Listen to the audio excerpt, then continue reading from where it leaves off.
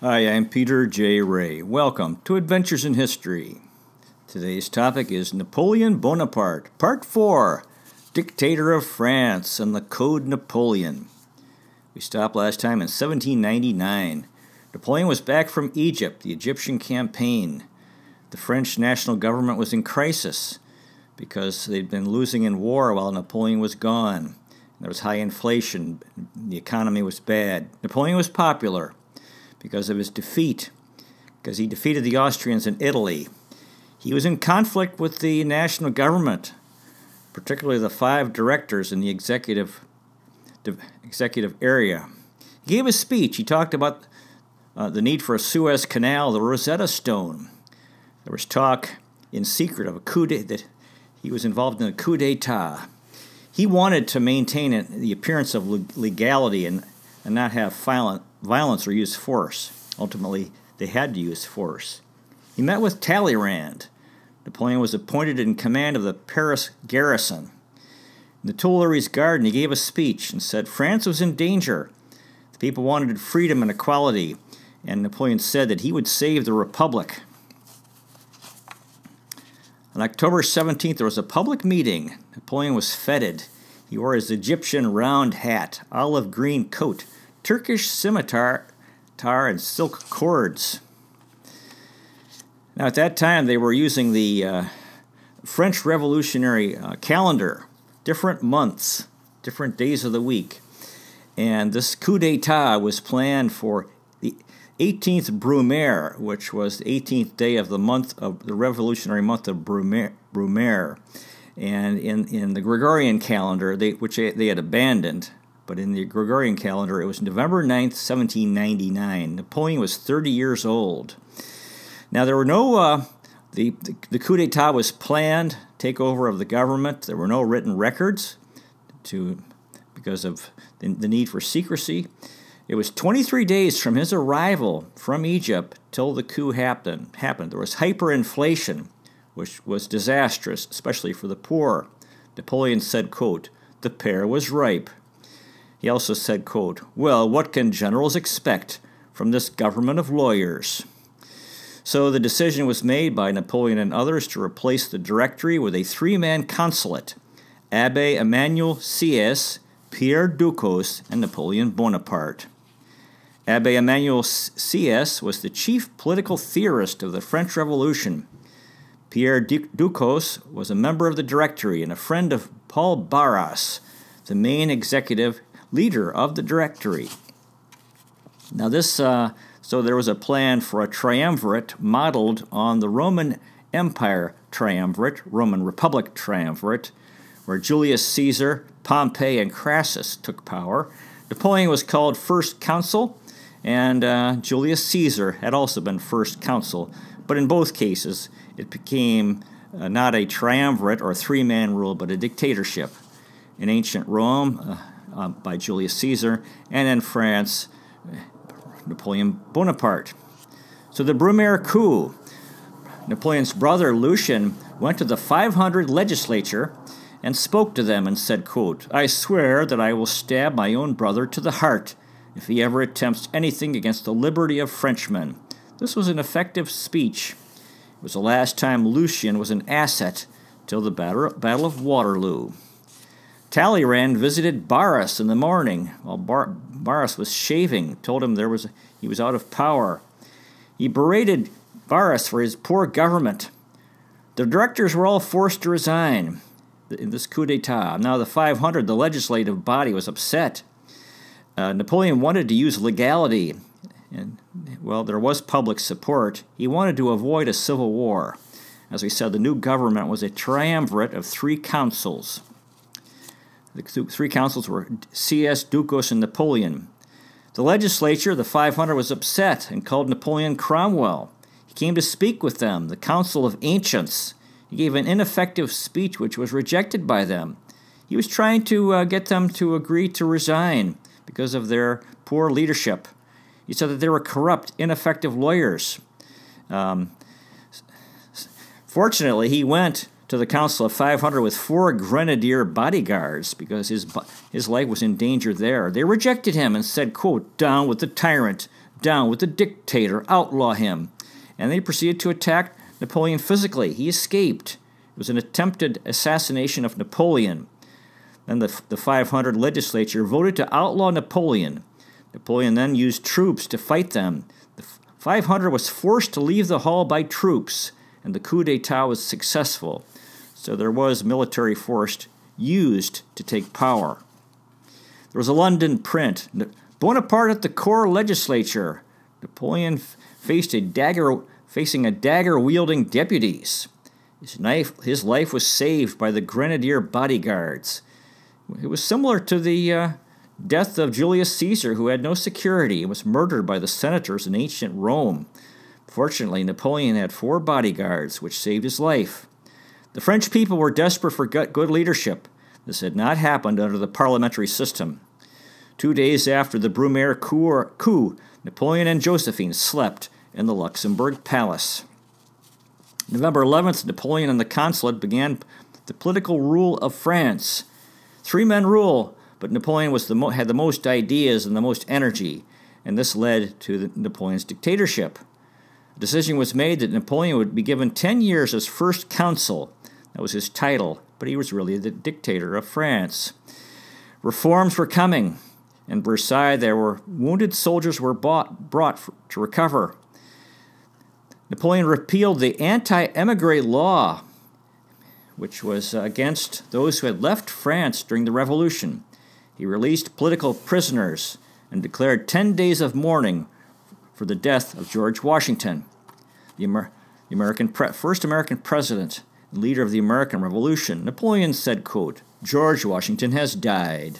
The great man fought against tyranny. He established the liberty of his country.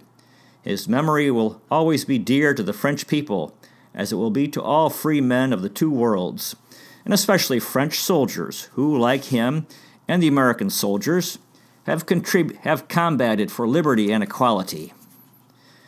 Napoleon was in the Tuileries, the palace of the Bourbon kings, 2 months after the coup. 10 years of the French Revolution, inspired by Rousseau and Voltaire, the Enlightenment philosophers. The tumult was stilled by Napoleon. France returned to strongman rule. Order was restored. Napoleon's attempt at a legal coup failed. He had to use force. Napoleon said, quote, that there were 2 powers in the world, the spirit and the sword. The spirit was more powerful. So he had used the sword to gain power, but he needed the spirit. He needed public support. So he needed to bring good government, to have support for his country, his government.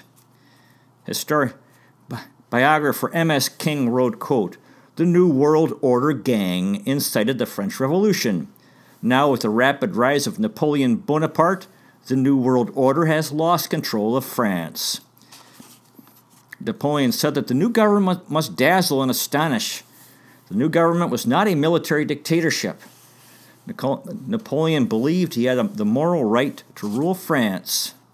Napoleon said about Julius Caesar, "In such a state of affairs in ancient Rome, these deliberative assemblies, in other words, the legislature, could no longer govern. The person of Julius Caesar was therefore the guarantee of the supremacy of Rome in the universe, and of the security of citizens of all parties. His authority was therefore legitimate." Napoleon believed that he was in the same position in 1799 in France that Julius Caesar faced. His country needed a dictator to bring good government. Napoleon was a political genius. He understood the importance of public opinion and listening to the voice of the people.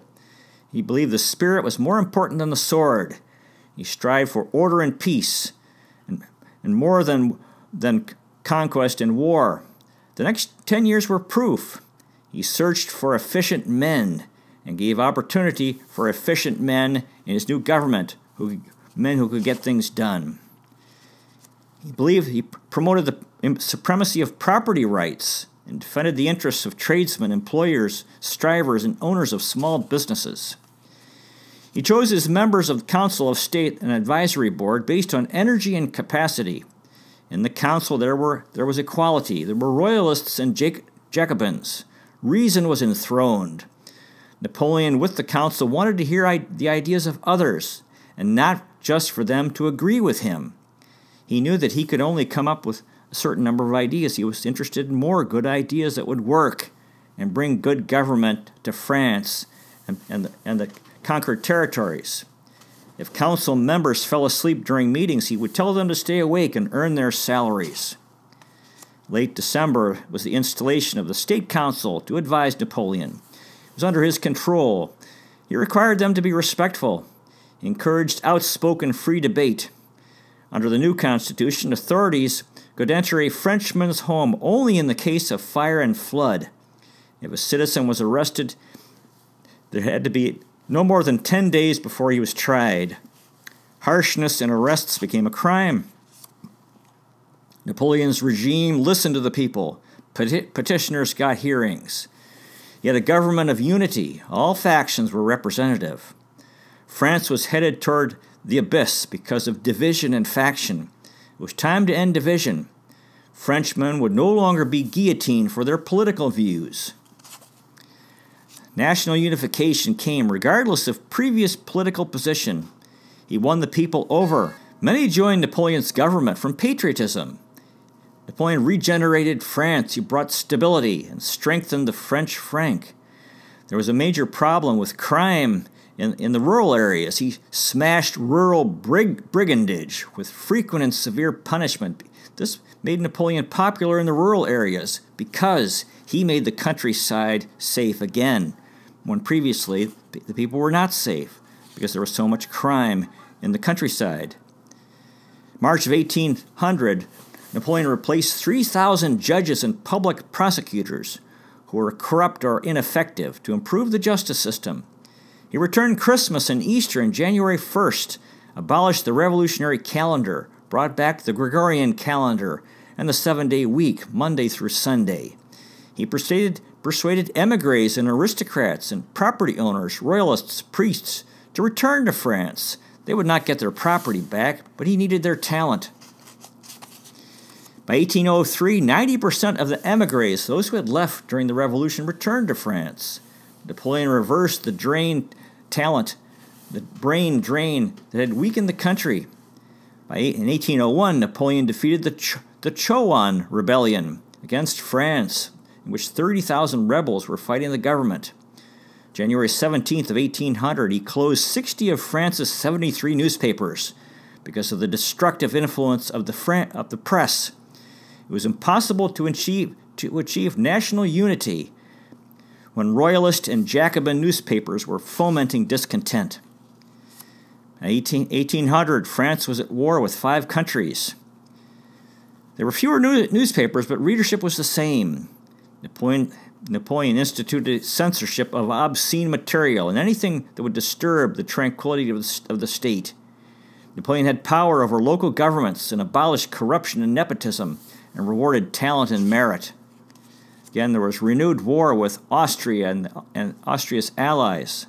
Napoleon tried to borrow 12 million francs from the 15 richest bankers in Paris. They offered him 3 million francs. On January 27th, Napoleon arrested Gabriel Ouvrard, the most powerful banker in France, and this loosened the purse string of the other bankers. February 13th, Napoleon opened the Bank of France to help finance the wars against the coalitions against France. February 19th, 1800, Napoleon moved from the Luxembourg Palace to the Tuileries and took Louis XVI's first-floor rooms. There were parties at the Tuileries every 10 days. 200 people would come. Napoleon had 22 statues there: Alexander the Great, Julius Caesar, Hannibal, Cicero, Scipio, Frederick the Great, George Washington, and others. Napoleon wanted value for his money. He was very hardworking and looked into every detail of his country. It came to his attention he was being charged for an ivory handle of a bell rope. He was overcharged, so he reduced the bill before paying it. Napoleon revived the luxury trade. Louis XVI's younger brother wanted the throne. He wanted to come back. He was in exile in Latvia and wrote to Napoleon. Napoleon said no. The Bourbons family plotted to kill Napoleon. He pointed talent Napoleon appointed talented people to his government regardless of previous political affiliation. However, the battlefield was always calling, as France's enemies and enemies of Napoleon's reforms tried to destroy him. Napoleon in the army, for him, it was a school of state administration. He learned a lot. He learned about decisions about money, bread, rights, laws, rewards and punishments, rest, obedience, order. The first act of his dictatorship was to draft a legal code. He had three, which became known as the Code Napoleon. He had three great lawyers working on it to create better laws for France. It took them 4 months. The Code Napoleon today is the law in France and many countries around the world, which France conquered during Napoleon's time, including Germany, Prussia, Switzerland, Spain, and Latin America. Under the Code Napoleon, there was no more hereditary nobility. Children would have an equal share of inheritance. Jewish people would have equality with Christians under the law. Divorce was made difficult to protect the family and have order in society. Napoleon was a champion of order. He believed that laws needed to be just and useful. They paid attention to the Roman law and that of Frederick the Great. Napoleon ruled, he administrated, and he had negotiated. He had orderly attention. He worked 18 hours a day. He ended currency speculation. He stopped fraud among army contractors and war profiteers. He restored the manufacturing industry, its productivity. He had endless energy and was incorruptible. He hired men who were energetic, diligent, and bold. There was no political opposition. Napoleon said, quote, "Julius Caesar was right to cite his good fortune and to appear to believe in it. That is a means of acting on the imagination of others without offending anyone's self-love.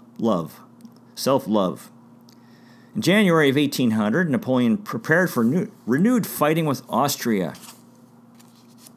Intelligent men, formerly criminal, now were helping to build a new France. Fouché, a Jacobin, was Minister of the Police. Talleyrand, a nobleman, became Minister of Foreign Affairs. France was at war with the Austrian Emperor. During the war, the army climbed the great St. Bernard Mountain in the Alps, and the French achieved victory at the Battle of Marengo against the Austrians, in which General Desaix died, Napoleon's friend. France was fighting Austria. Napoleon used the element of surprise. No one had taken the army through the Alps since Charlemagne. Before that, it had been Hannibal.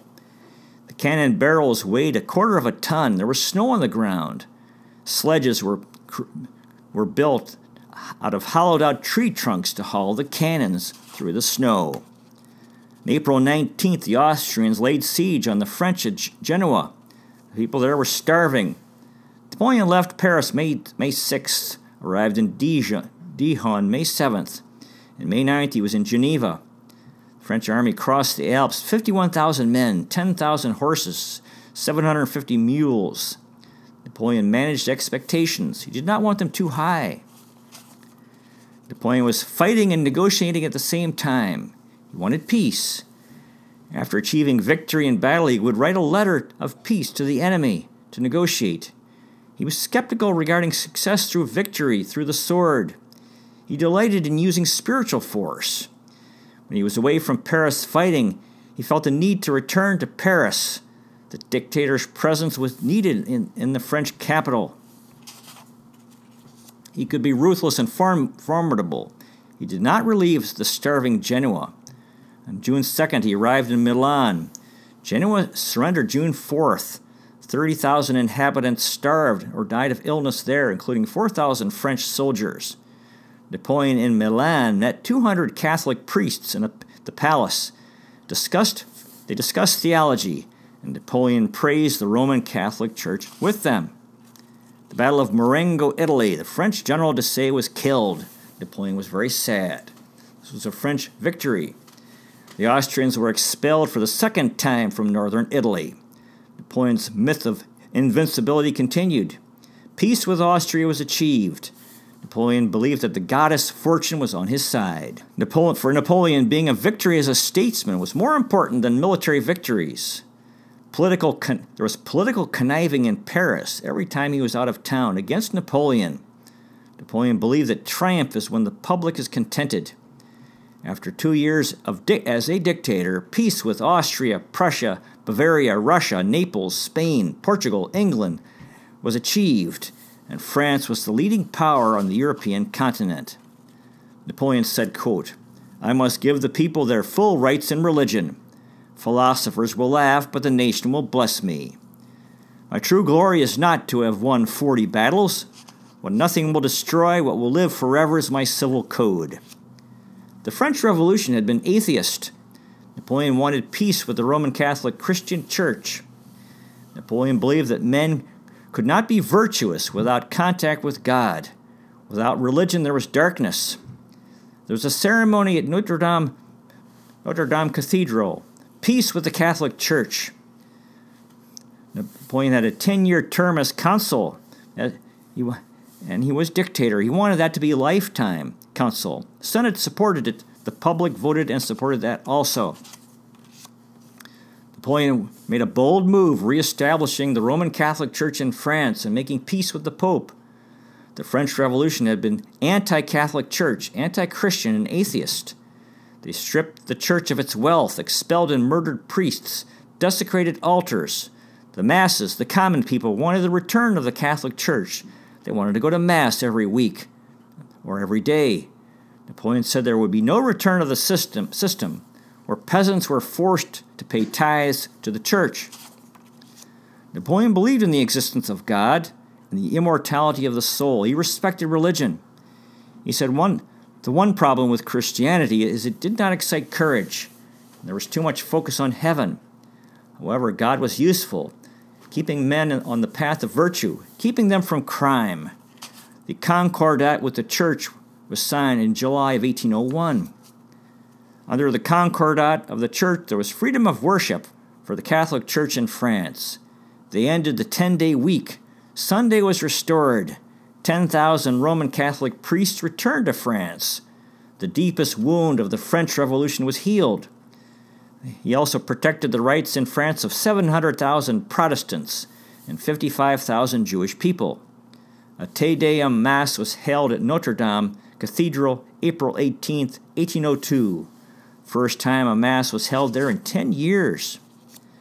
At that service, the French generals who were anti-Catholic were angry with the Concordat. They attended the Te Deum and talked during the Mass because they were disrespectful. Napoleon was the restorer of religion in France. January of 1801, Napoleon was ambitious for legal reform. This became a major achievement. France had a new standard system of law and justice. He established the uniform weights and measures. The educational system, talented youth could enter careers based on merit and not birth. Napoleon was like a Roman emperor. In his office were two busts, those of Scipio and Hannibal from the ancient world. The Bourbon family wanted to come back. Napoleon said no. The common people felt safe. Napoleon worked hard, bringing better times for the people. It was a cold winter of 1801. He was aware of the suffering of the poor, the high price of meat, and the need for work for the common people. He supported public reading rooms. He said it was important that the poor had a place to go to get warm and read the newspapers in winter. He worked for low prices for the common people and for the Théâtre Français on Sunday where the public could enjoy. Napoleon closed gambling halls, which were destroying families. He established public schools, elementary, middle, lycées, and technical colleges. The Code Napoleon. He commissioned France's most distinguished jurists and politicians. Napoleon said it was most important that the new laws be fair and useful. The Code Napoleon cemented national unity and freedom. It ended class privilege, brought stability after the chaos of the French Revolution, equality of all Frenchmen before the law, and total religious toleration. The Code Napoleon aspects of it are in a quarter of the world's legal systems today, including Japan, Egypt, Quebec, Canada, and Louisiana, USA. Napoleon did not like the metric system, but pushed it into use for its commercial consistency.